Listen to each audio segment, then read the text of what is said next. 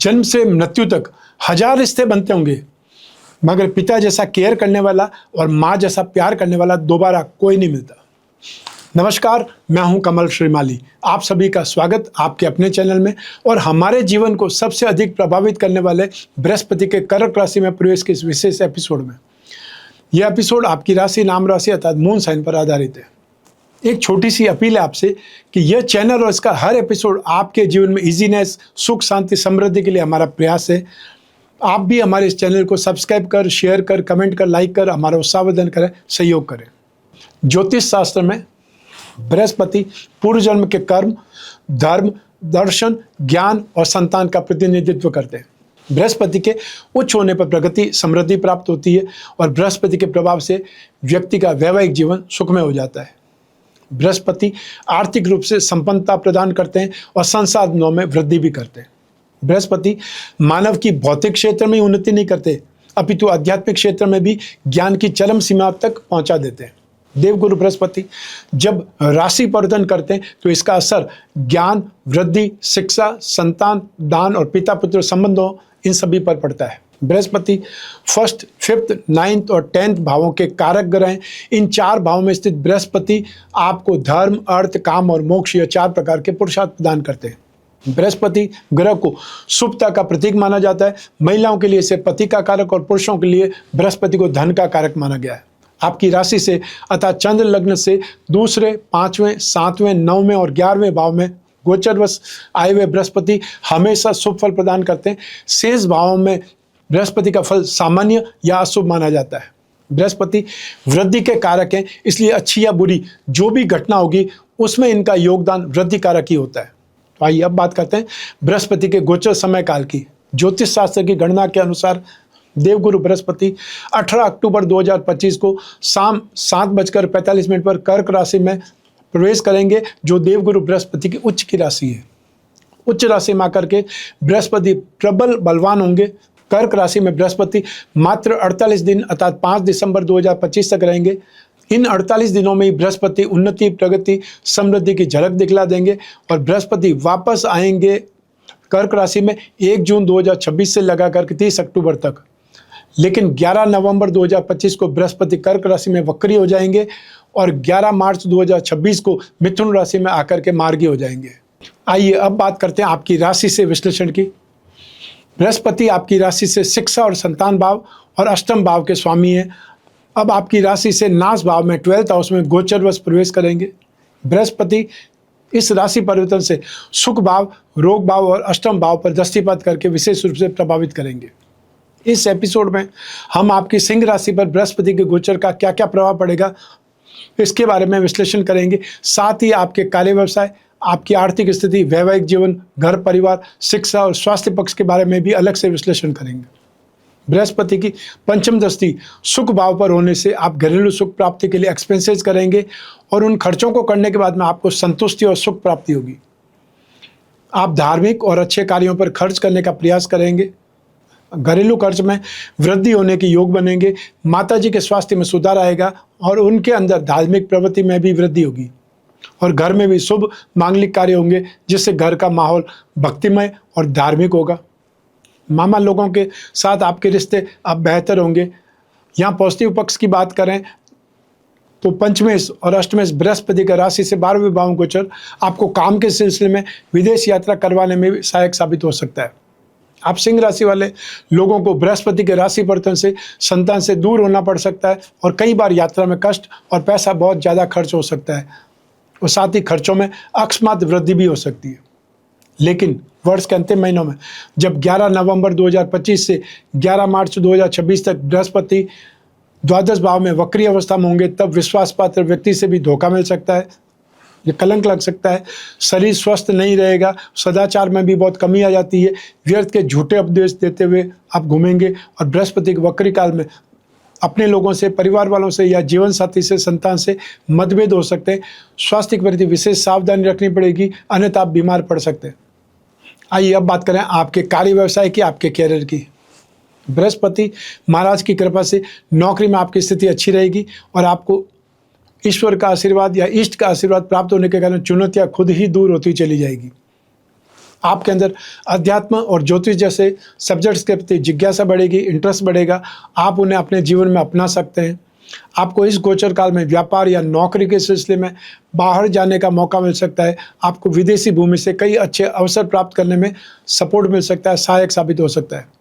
लेकिन जब बृहस्पति वक्री होंगे 11 नवंबर 2025 से 11 मार्च 2026 तक, तब आप कोई संपत्ति से संबंधित कानूनी विवाद या मुकदमेबाजी में फंस सकते हैं। इसलिए कोई भी संपत्ति में अपना पैसा इन्वेस्ट करने से पहले आपको बहुत समझदारी से काम लेना चाहिए। आइए अब बात करते हैं आपकी आर्थिक स्थिति के बारे में, फाइनेंशियल पोजीशन के बारे में। आपके खर्चों में अचानक से भारी वृद्धि होने की संभावनाएं बनेगी। धार्मिक कार्यों पर एक्सपेंसेस करेंगे, इससे आपको समाज में मान सम्मान मिलेगा, और क्योंकि आपका खर्च बढ़ेगा इसलिए आपके ऊपर फाइनेंशियल प्रेशर भी बढ़ सकता है। आप अपनी सुख प्राप्ति के लिए एक्सपेंसेस करेंगे और संतुष्ट होंगे। तो आपके घर में भी कई मांगलिक कार्य होंगे जिससे भी आपके खर्चे बढ़ेंगे। इससे आपको आर्थिक परेशानियों का सामना करना पड़ सकता है। फ्रेंडशिप में या फ्रेंड्स द्वारा लगाए गए आरोपों से मन दुखी रहेगा। इस वर्ष आप अपने घर खरीदने या उसके रेनोवेशन करवाने या कोई नया वाहन लेने, कोई अन्य संपत्ति खरीदने पर भारी पैसे खर्च कर सकते हैं। साथ ही इस वर्ष आप अपने सुख सुविधाओं की वस्तुओं पर भी पैसा खर्च करते नजर आएंगे। आइए अब बात करें आपके वैवाहिक जीवन की। आपके जीवन साथी और आपके बीच वैवाहिक संबंधों में अंतरंगता में वृद्धि होगी और आपका रिश्ता प्रगाढ़ होगा। विवाह के इच्छुक लोगों को शादी का प्रस्ताव मिल सकता है। प्रेमी लोगों के प्रेम संबंधों में, फ्रेंडशिप में यहाँ पर प्रगाढ़ता नजर आएगी। आप और आपके पार्टनर के बीच अच्छे संबंधों का समय होगा और आप प्रेम विवाह की ओर अग्रसर हो सकते हैं, फाइनल कर सकते हैं। लेकिन जब बृहस्पति वक्री होंगे 11 नवंबर 2025 से 11 मार्च 2026 तक, तब परिवार में जीवन साथी और संतान से मतभेद हो सकते हैं। आइए अब बात करते हैं आपके घर परिवार की। आप अपने घर की आवश्यकताओं के ऊपर ध्यान देंगे और उनको पूरा करेंगे।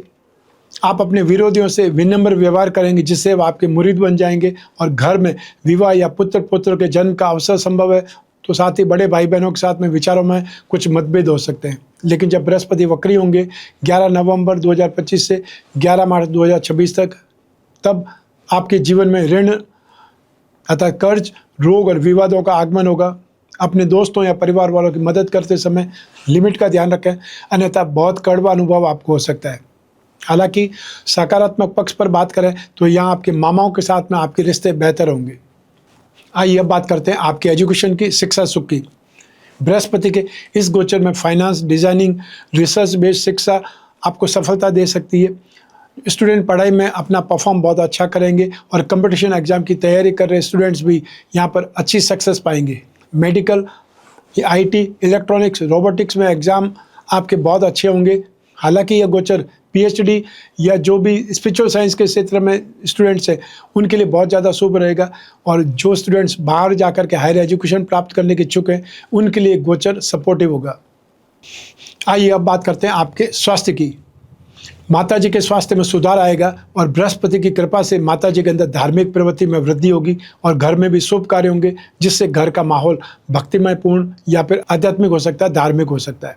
लेकिन 11 नवंबर से 11 मार्च 2026 तक जब देवगुरु बृहस्पति आपकी राशि से द्वादश भाव में वक्री होंगे, इस दौरान आपको अपनी हेल्थ पर बहुत ज़्यादा ध्यान रखने की आवश्यकता पड़ेगी, वरना यह गोचर आपको हेल्थ संबंधित प्रॉब्लम का जन्म हो सकता है, या कोई न कोई प्रॉब्लम आपकी उभर सकती है, या कोई पुराना रोग उभर सकता है।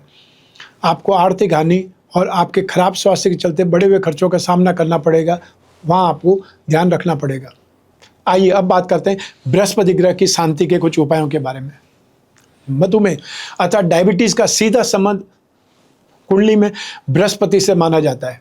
बृहस्पति के पूजा आराधना पेट को प्रभावित करने वाली बीमारियों से राहत दिलवा सकती है।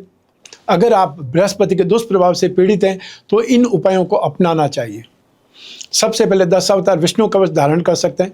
बृहस्पति ग्रह का पिरामिड या नवग्रह शांति पिरामिड अपने शयन कक्ष में जहाँ आप सोते हैं उस रूम में रखें। विष्णु प्रतिमा घर की पूजा में स्थापित करके नित्य उस पर अभिषेक करें, और अभिषेक करते समय ओम नमो भगवते वासुदेवाय इस मंत्र का मन ही मन उच्चारण करते रहें। गुरुवार के दिन अर्थात थर्सडे के दिन गुड़, केला, चने की दाल या कोई भी पीली वस्तु या पीले फल आप दान कर सकते हैं जरूरतमंद व्यक्ति को। पुरुष सूक्त या विष्णु सहस्त्र नाम का पाठ करना बहुत शुभ रहता है, या फिर आप बृहस्पति का एकाक्षरी बीज मंत्र ओम ब्रह्म बृहस्पति नमः इस मंत्र का जाप कर सकते हैं। तो ये था बृहस्पति का गोचर फल आपकी जन्म कुंडली में से एक ग्रह चंद्रमा को आधार बना करके मैंने राशिफल गोचर फल आपको बतलाया है। आप चाहें तो अपनी जन्म कुंडली के संदर्भ में इस गोचर फल को और सटीकता से जान सकते हैं, क्योंकि जन्म कुंडली आपकी अपनी है और आपकी अपनी डिटेल से ही बन सकती है। आपकी कुंडली में जो दोष हैं, आपकी कुंडली में जो राजयोग है वो स्थिति, और आपकी कुंडली में बृहस्पति किस राशि में, किन ग्रहों की दृष्टि में, कौन से भाव में, और आपको कौन सी दशा अंतर्दशा चल रही, इसका भी इम्पैक्ट इस राशिफल के अनुसार पड़ेगा। लेकिन जब जीवन में समस्याएं ज़्यादा हो, भविष्य में झांकना हो, कोई बहुत बड़ा डिसीजन लेना हो, तो अपनी कुंडली का विश्लेषण करा करके आगे बढ़ना चाहिए। और अपनी कुंडली का विश्लेषण समय समय पर कराएं, 1 वर्ष में 1 बार जरूर कराएं, जिससे आने वाले समय की झलक आपको मिल जाए। यदि आने वाला समय बहुत पॉजिटिव है, अच्छा है, तो ऐसी स्थिति में आप ज़्यादा काम करें, ज़्यादा समय उस काम को दें, या फिर आप थोड़ी बहुत डेयरिंग ले सकते हैं। कॉन्फिडेंस के साथ में जब काम करेंगे तो उसमें फ़ायदा ज़्यादा होगा, गेन ज़्यादा होगा।